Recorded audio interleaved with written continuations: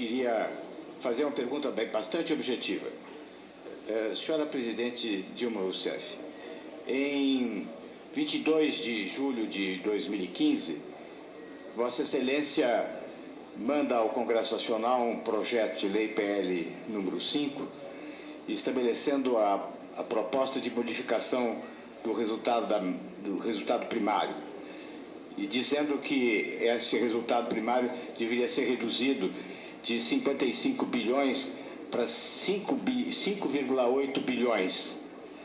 No entanto, 5 dias depois, Vossa Excelência assina um decreto, que é um dos objetos deste processo, em 27 de julho, abre um crédito suplementar de 1,7 bilhões, em cuja exposição de motivos diz que assina este decreto suplementar porque ele não afetaria o objeto da meta fiscal, porque o objeto da meta fiscal era de 55,3 bilhões. Ou seja, o que justifica que Vossa Excelência, em 22 de julho, diga que não pode ser 55 bilhões e 5 dias depois assina um decreto passando por cima deste Congresso Nacional, dizendo que a meta era de 55 bilhões, quando reconhecia 5 dias antes que não era possível 55 bilhões, ia ser apenas 5 bilhões. Essa é a primeira pergunta. A segunda pergunta é saber se Vossa Excelência fazia reuniões não com Aaron Agustin em 2015, mas com o secretário do Tesouro Santive, isso está nas nossas acusações, na junta orçamentária, participando da junta orçamentária, o que é, aliás, reconhecido também pelo seu ministro da Fazenda atual, que depôs aqui, Nelson Barbosa. E nessa reunião se discutia também os decretos suplementares e, igualmente, as dívidas com os bancos públicos. Essas são as duas questões. Eu passo a palavra à minha colega de bancada, Janaína Pascoal. Professor, talvez fosse mais vantajoso a senhora Presidente responder as questões de Vossa Excelência, em seguida a professora Janaína faria as questões. Pois não. Presidente, a senhora prefere responder todas de uma vez ou inicialmente as do professor Miguel Reale? Eu prefiro responder do professor Miguel Reale. Pois não, então Vossa Excelência está com a palavra.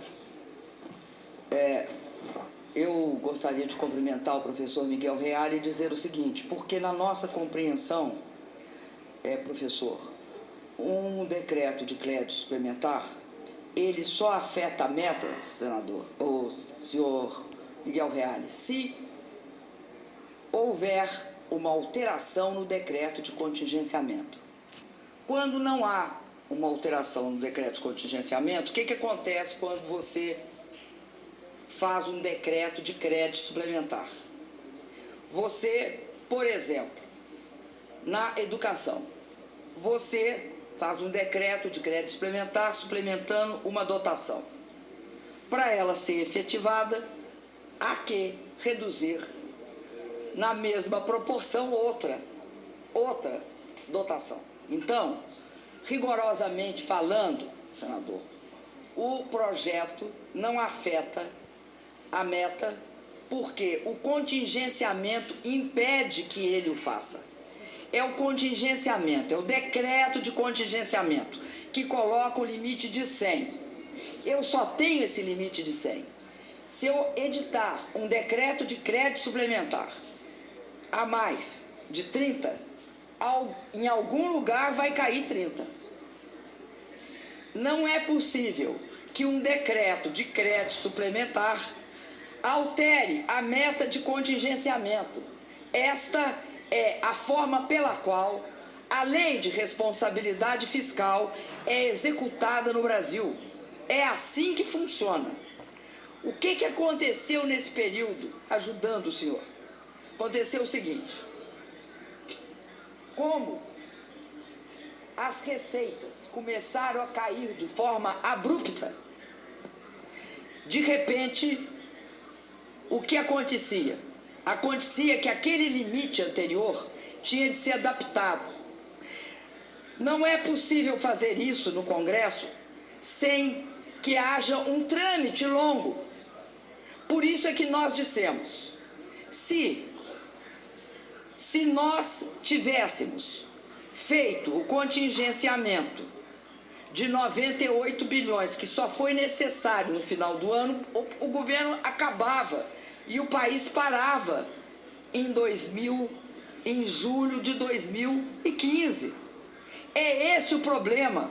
Nós estávamos enfrentando um momento em que as previsões de receita sistematicamente caíram, como ocorre agora, no exato momento em que nós estamos falando.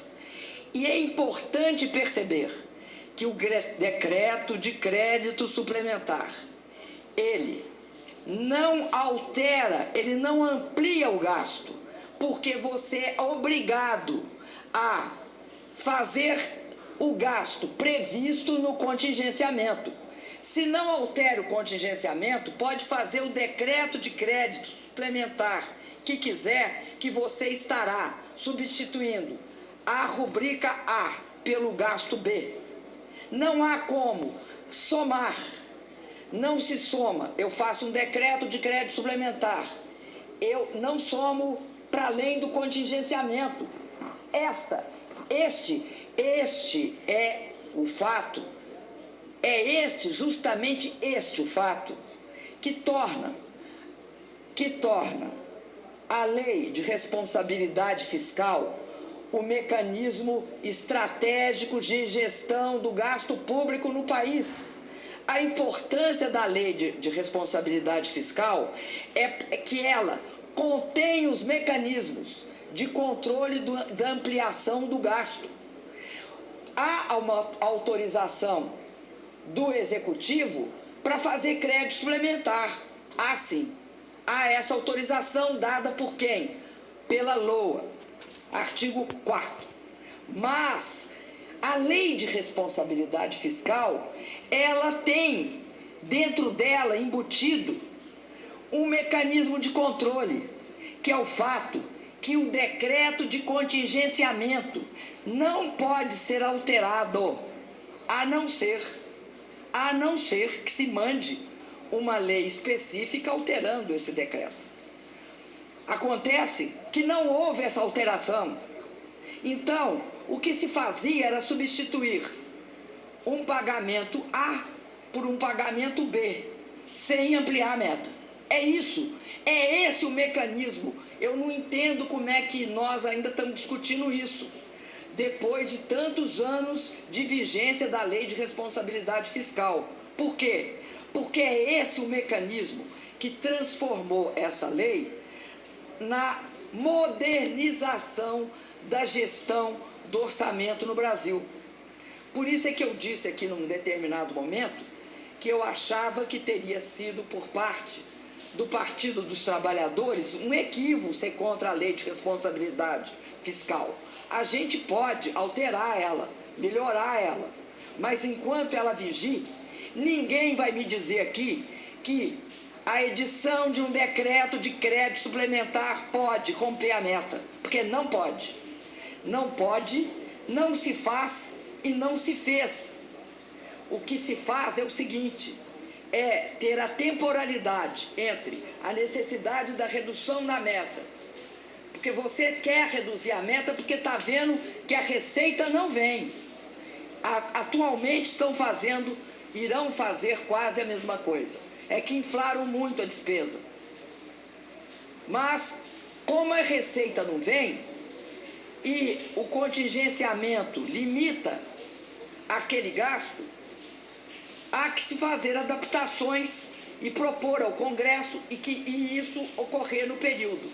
Então, me desculpa, mas é impossível supor, a não ser que alguém aqui não considere a lei de responsabilidade fiscal, porque ela é o mecanismo principal de controle do gasto quando ele começa a ser realizado, ou seja, quando ele sai do plano das ideias, que é o plano orçamentário, e vai para o plano da realidade, que é o plano da execução. O plano da execução é feito por meio do decreto da Lei de Responsabilidade Fiscal e de todas as suas barreiras e contenções, sendo que a principal é que a edição de um decreto de crédito suplementar não interessa o montante dele, não amplia o gasto. Ele está cingido, restrito ao decreto de contingenciamento. É isso que torna, é esse o mecanismo que torna a execução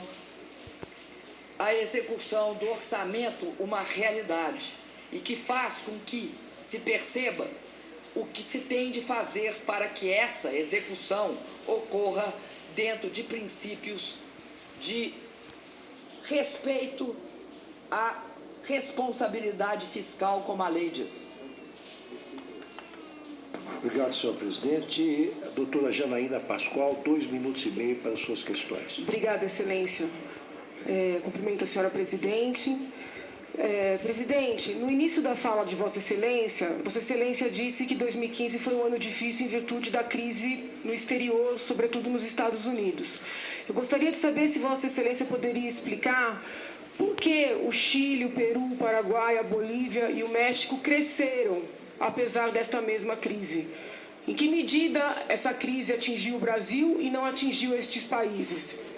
Também gostaria de saber de Vossa Excelência por que não foram feitos cortes em 2014 e foi feito um corte histórico em 2015. Eu pergunto isso porque nós juntamos aos autos algumas matérias jornalísticas que mostram que o ministro Mantega teria aconselhado Vossa Excelência a fazer cortes em 2014 e que Vossa Excelência teria dito que não o faria porque isso prejudicaria a reeleição.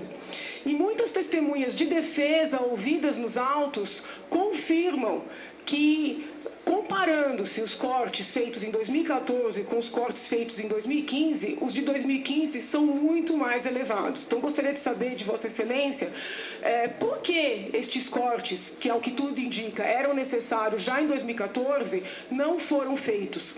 E aí até faço referência à fala do próprio ex-ministro Nelson, que disse que os cortes feitos em 2015 fizeram de 2016 um ano menos difícil. E ele mesmo reconheceu que se tivessem sido feitos cortes em 2014, 2015 também não teria sido um ano tão problemático. Para finalizar, novamente cumprimentando Vossa Excelência, só queria fazer um registro por questão de justiça. Quem lidera este processo é Dr. Hélio Bicudo, que foi membro do PT durante muitos anos. Então, só por uma questão de justiça, inclusive com a senhora Maria Lúcia, que é filha do Dr. Hélio aqui presente, que eu acho que está aqui representando toda a sociedade que nos apoia, eu gostaria de esclarecer isso para Vossa Excelência. Muito obrigado.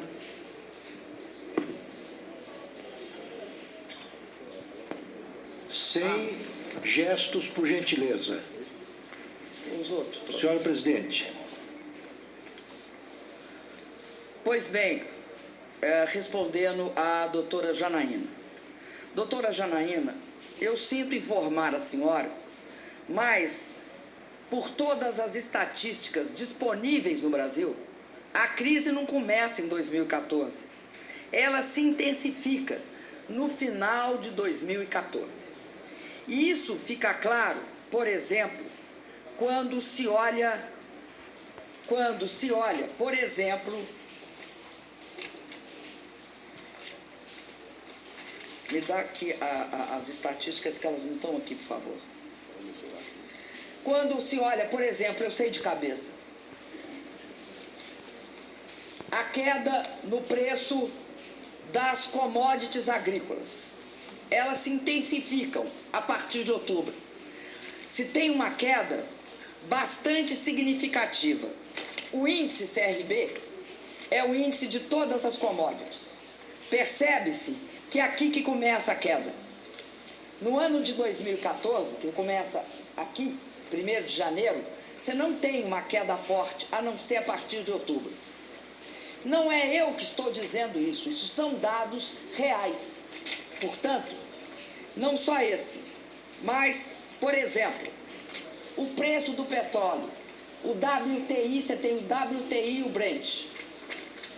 Eles vêm altos e começam a cair. E a queda se aprofunda vertiginosamente em janeiro. Quase todas as commodities no Brasil tiveram esse comportamento. Algumas tiveram um comportamento diferenciado porque começaram a cair em setembro. Mas a grande maioria começa a cair em outubro e se intensifica em janeiro.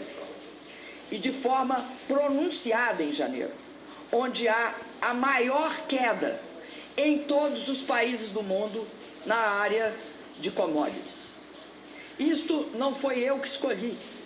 Nós vivemos no período de 2014 uma transição entre uma fase do ciclo, que era, enquanto o mundo desenvolvido, onde tinha começado a crise em 2008 e 2009, afundou em 2008, 2009, 2010 e 2011, nós continuamos segurando e não afundando. A partir de um determinado momento, nós tivemos uma queda brutal. Essa queda brutal começa no final do ano de 14, a partir de outubro de 14, e se intensifica e torna-se extremamente pronunciada. É só ver o desempenho dos preços a partir de janeiro. A partir de janeiro, por exemplo, o petróleo afunda, sai daqui, em outubro, e cai aqui, no dia entre janeiro e fevereiro de 15. Considerando que o petróleo, o minério de ferro, tiveram um comportamento parecido e que o comportamento das commodities agrícolas vinha desacelerando a partir de setembro, começa o mais forte em outubro e despenca a partir daí, nós temos um cenário de extrema preocupação econômica, que de repente coloca diante de nós as dificuldades que é gerir o país no momento de uma intensificação dessa natureza. Eu acredito, advogada Janaína, eu acredito que nós teríamos conseguido superar esse processo se por acaso tivesse havido menos politização na tentativa de inviabilizar o meu governo, que começa, senador, logo depois da minha posse. Aliás, minto, logo depois da minha eleição. Logo depois da minha eleição, eu passo a responder por vários questionamentos e se acentua profundamente ao longo do ano. Por que eu não consigo uma alteração rápida nas condições econômicas do país? Por um motivo muito simples, senadora. Porque há a conjunção de duas forças. A conjunção de uma força que aprovava gastos no momento que tinha de estar aprovando ajustes, que vinha do ex-presidente da Câmara, Eduardo Cunha, e da minha oposição, que não aprovava nenhuma das pautas de ajuste porque apostava no quanto pior, melhor.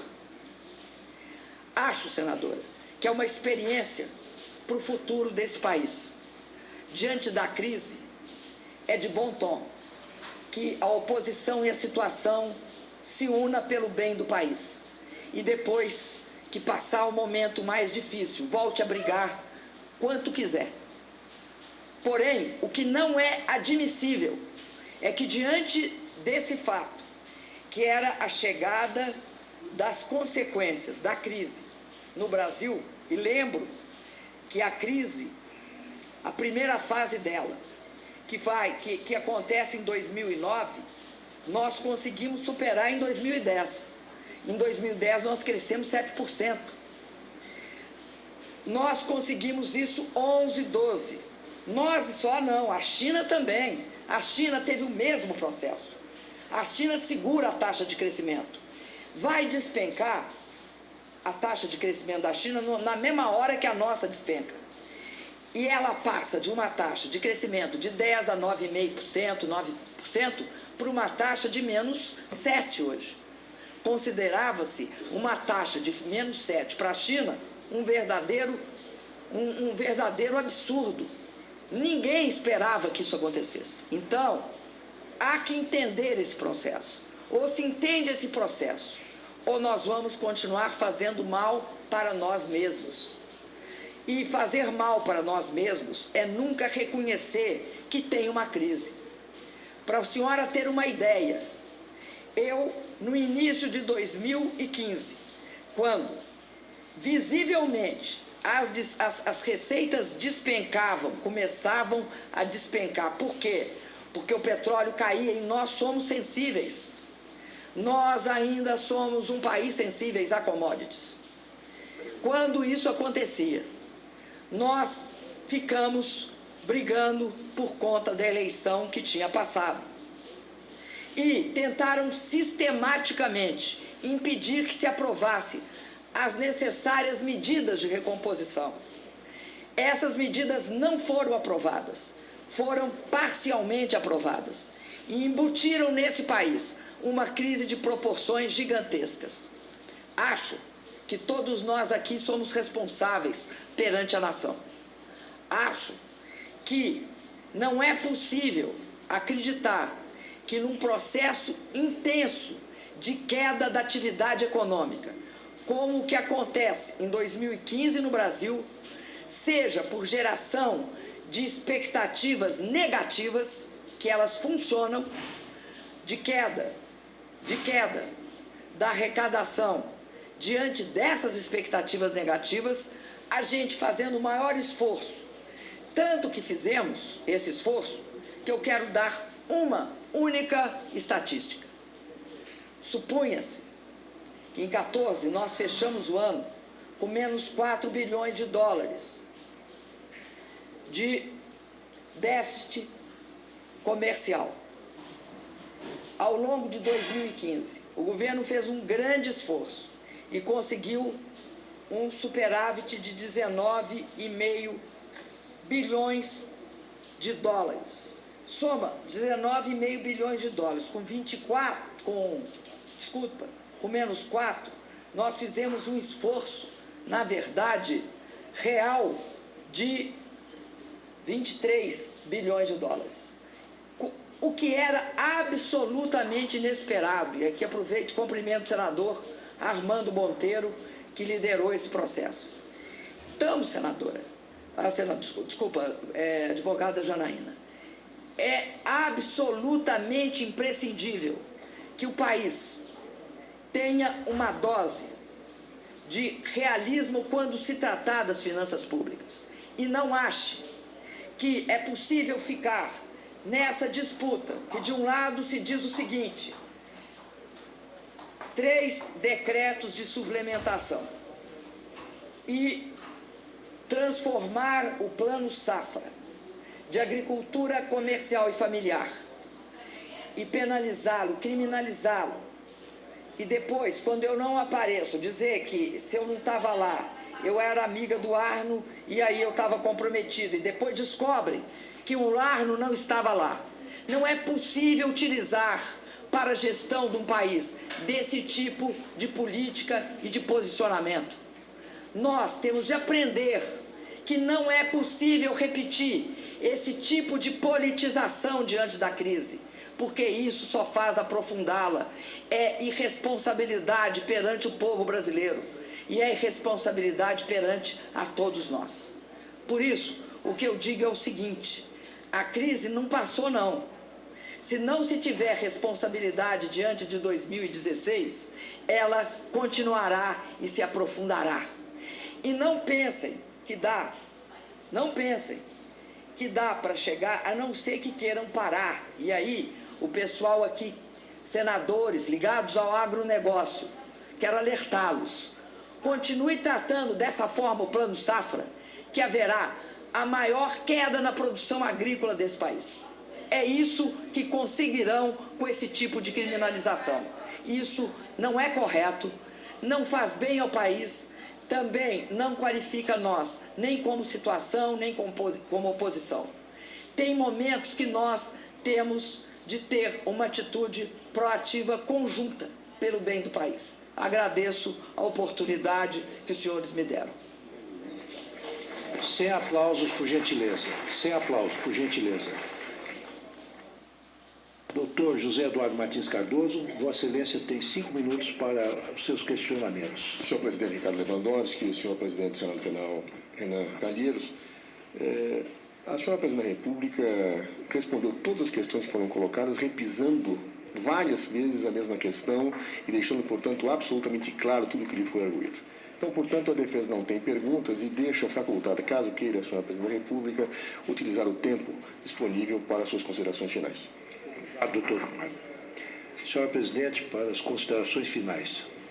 Senhor presidente do Supremo Tribunal Federal, que preside essa sessão, Ricardo Lewandowski, senhor presidente do Senado da República, Renan Calheiros, senhores e senhoras senadores, eu agradeço a atenção dispensada.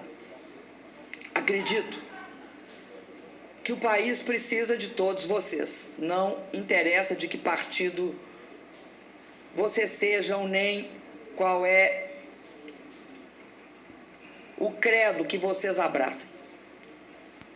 Acredito que nós vamos ter, daqui para frente, de ter a maturidade, de não inventar problemas onde eles não existem e enfrentar os imensos problemas onde eles existem. Esses imensos problemas implicam na necessidade de nós termos compreensão em relação à situação econômica que o país vive, em relação à situação orçamentária e financeira que o país vive. E isso significa que não é possível que se tenha, a partir de agora, nenhuma posição fundamentalista em relação às contas públicas. Ou nós sabemos que enfrentamos um processo que teve início com uma, eu diria, com uma sobredeterminação da conjuntura política, que agravou um processo econômico. Ou nós compreendemos isso e paramos de disputar esta área. Nesta área, nós podemos ser capazes de fazer acordos e, com esses acordos, recuperar de forma mais rápida a economia brasileira. Nós temos fundamentos sólidos. Não foi por acaso que diante do fato que a Grã-Bretanha aprovou uma visível saída do euro, não foi por acaso que isso resultou num grande debacle e que resultará lá num grande debacle. Se nós não percebermos que tem situações que são capazes de serem agravadas quando se deixa de fazer, quando se faz atrasado, nós estaremos cometendo um desserviço ao nosso país. Acho que a disputa política, a relação oposição-situação é absolutamente normal e muito vantajosa num país democrático como queremos ser. Mas tentar inventar crimes de responsabilidade onde eles não existem, ou transformar o orçamento público, a execução do gasto público num espaço de disputa ideológica que não tem consequências para o bem do país, acho que nós já temos maturidade suficiente para superar esse processo. Quero finalmente dizer, é muito grave afastar uma presidenta da República sem crime de responsabilidade, mesmo que o impeachment esteja previsto na nossa Constituição. É muito grave. Não se trata de um golpe como aquele que nós todos, que têm a minha idade ou um pouco menos ou um pouco mais, sofreram ao longo da nossa juventude. Mas não é possível supor que quando se faz exceções e se tira um presidente eleito sem crime de responsabilidade, este ferimento será muito difícil de ser curado. Por isso, eu peço aos senhores senadores e às senhoras senadoras que tenham consciência à hora de avaliar esse processo. Muito obrigado. Por gentileza.